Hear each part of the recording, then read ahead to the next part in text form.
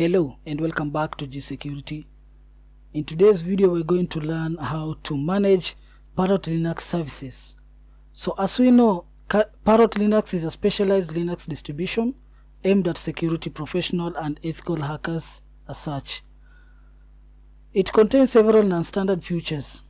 The default installation ships with several services pre-installed such as SSH, HTTP, MySQL, etc.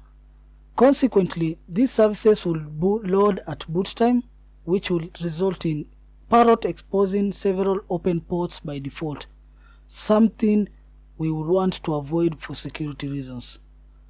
Parrot deals with this issue by updating its settings to prevent network services from starting at boot time, unless started by the owner. Parrot also contains a mechanism to both whitelist and blacklist various services. The following sections will discuss some of these services as well as how to operate and manage them. Let's start with the SSH service. The secure shell SSH service is most commonly used to remotely access a computer using a secure encrypted protocol. It is a more secure version of the telnet service, which runs on port 23 and it's unencrypted by default or by nature.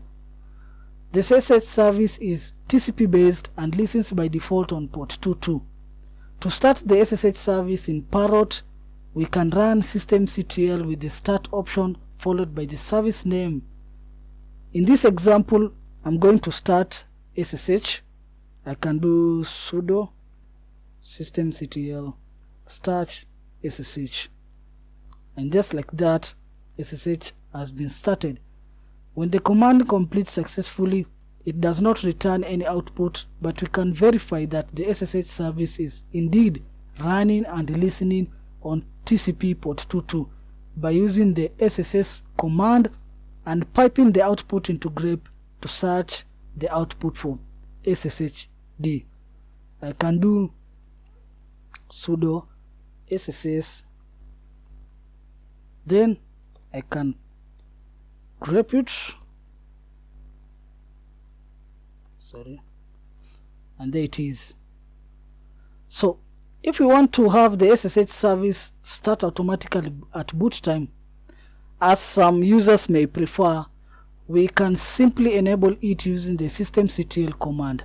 However, we should be sure to change the default password first. Now I can run sudo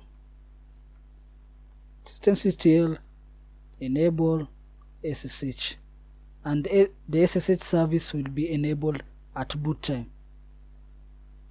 We can use systemctl to enable and disable most services within Parrot Linux. The second service is HTTP. The Apache HTTP service is often used during a penetration test, either for hosting a site or providing a platform for downloading files to a victim machine.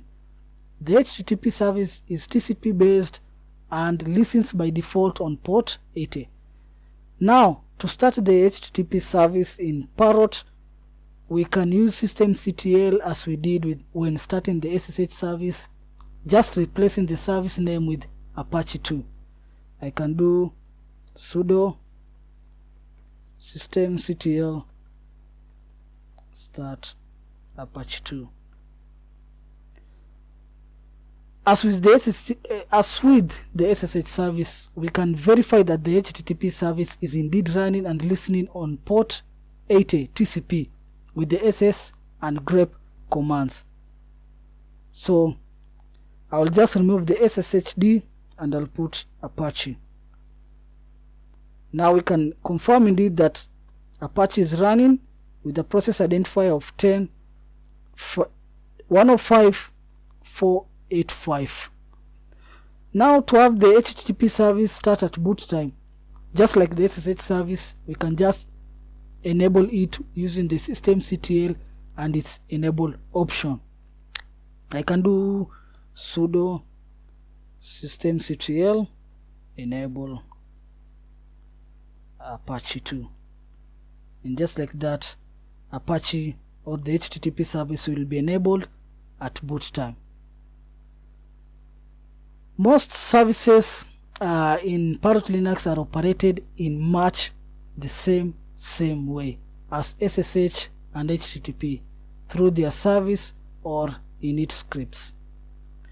If you like this video, remember to subscribe to the channel. I'm trying to reach 1000 subscribers. I'll really appreciate it. Thank you for your time, and I'll see you in the next video.